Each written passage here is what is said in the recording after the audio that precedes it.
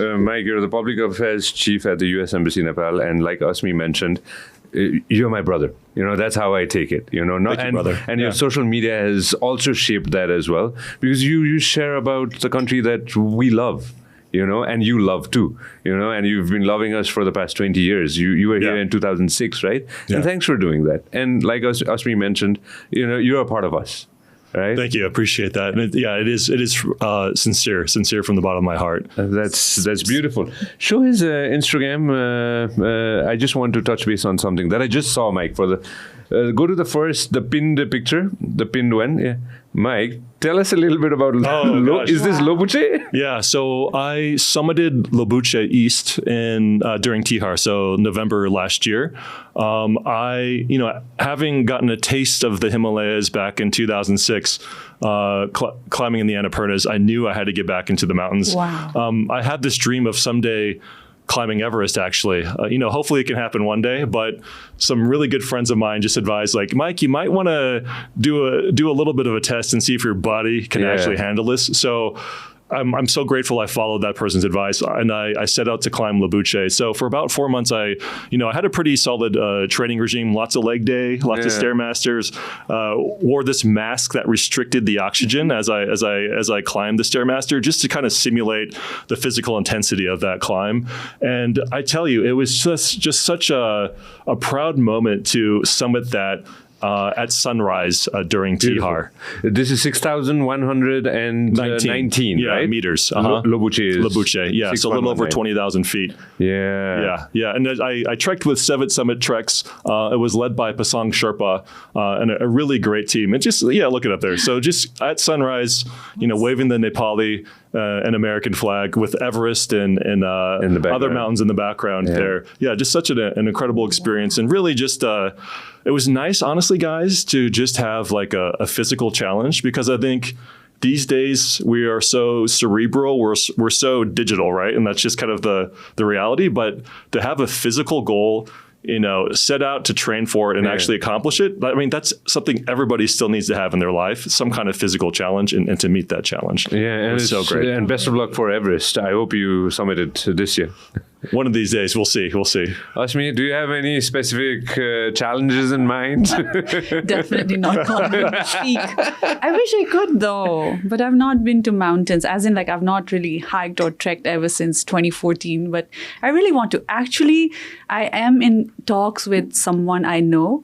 I don't know if you know Sanjay ji from Pahari. Yeah, I know Sanjay ji from Pahari. So we're good friends. So he's telling us that he's going to take us to EBC. So awesome. Maybe that's cool. That is in the bucket list. The spring? Let's see. If you go this spring, you might meet both of us. Yeah. You're also planning to. Well, he's climbing if he does. So then you're going to go. Regardless, the embassy is also hosting an adventure tourism summit. Oh, yeah? Yeah, called Summit, the Ascent Summit. And so it's bringing together extreme sports athletes and folks who have summited Everest for a big expo at the end of May. Wow. However, in the lead up to that, we'll hopefully do an American technology demonstration and help assist with a mountain cleanup at Everest Base Camp as well. So we'll hopefully be out there in April doing the lead up to this Ascent Summit. Nice. Is it okay if I ask, are we getting a drone? Are we getting or anything similar to that as well? A tech related? So we're hoping to have a tech angle to that. So bringing in American technology and having an American UAV lead this cleanup effort, and also maybe do something fun like deliver a pizza or a beverage up to some of the climbers. Oxygen tanks, maybe, but a pizza for sure. Bring it up to the climbers. Well, no, that's super cool. One of my favorite things to do in whenever I get time is to look at travel videos of friends who travel all around the world, especially friends who travel within Nepal. And we have some people in the Mela as well. What kind of content do you watch when you get time, Asmi? When you get time, on social media in general. Yeah. Any actually, I love. I mean, see, for me, it's work, right? So even though when I'm just scrolling back in my head, I'm constantly thinking, okay, what can I do? What is the new thing that I can try for my feed? So that is how I get my ideas. So any content that I see, mostly funny.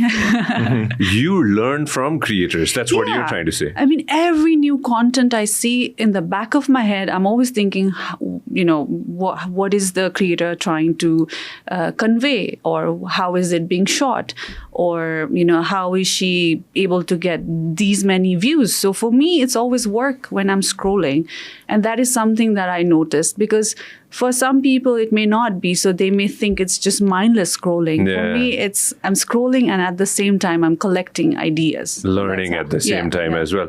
Tell us a little bit about Asmi Shrestha Interiors, and how has social media helped your company? Oh my God, it's helped me a lot, because in Asmi Shrestha Interiors, my personal brand, Asmi Shrestha, is already there. So it's kind of a cross-marketing thing that I do. And that is how I feel like I've generated, This is your Instagram handle, right? It's slowly growing. So I do a lot of collab posts so that I can boost this page, and also let my followers know that I'm an active interior designer. Yeah. So it's been very fruitful for me. I never thought I could do this, but now that I'm able to do this, I want to establish myself more as an interior influencer as well in coming days. So that is what I'm working on. That's really nice. Hey, This Asmi. is the recent store that I delivered Casa, for right? Casa.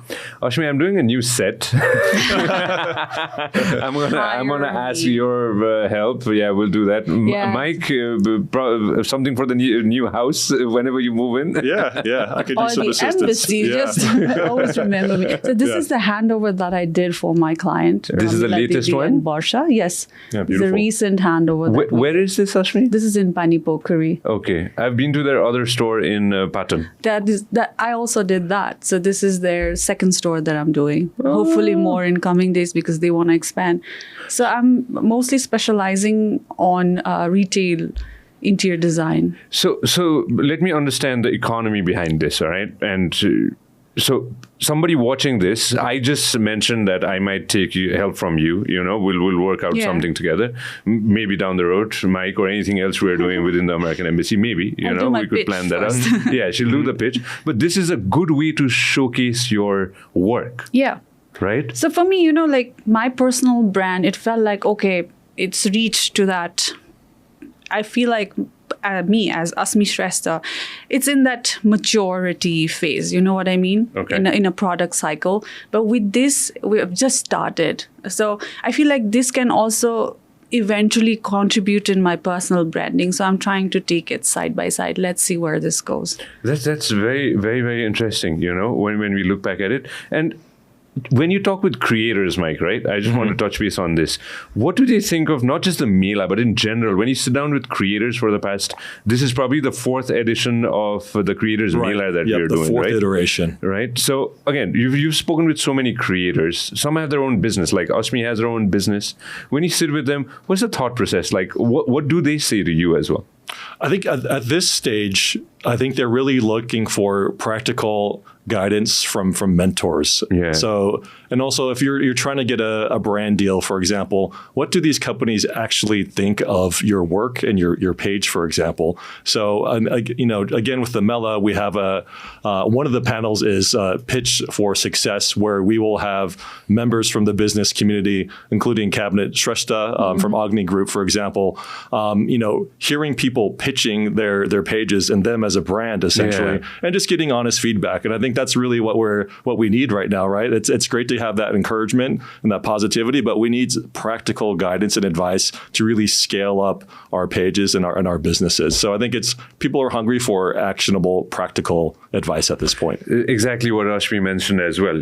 She's building up her page as well. Even though she has a humongous personal profile, but she's trying to build her page as well as she goes along. Right. It's funny because I think a lot of us operate on our gut and our instinct, which is great. It's like kind of the energy that we feel too, but also we need to get the insights from experts too and get their energy and their insights and how to make it even better. True that. And I want to give a big shout out to Cabinet Dai, and she's a very good friend of the show, and Mahendra and Agni being a part of. I believe they're the sponsors for the Mela this year. Right. They're one of the sponsors for the Mela, along with a bunch of other amazing companies companies, including Mahindra with Agni Group, and also Encel, Visa as well, and a bunch of other companies were lining up, and really just helping expand our reach. The embassy, I think it can create a great platform, but it's really just, I think as we see the evolution for the Mela, it's becoming more of like a vehicle for the private sector to join on to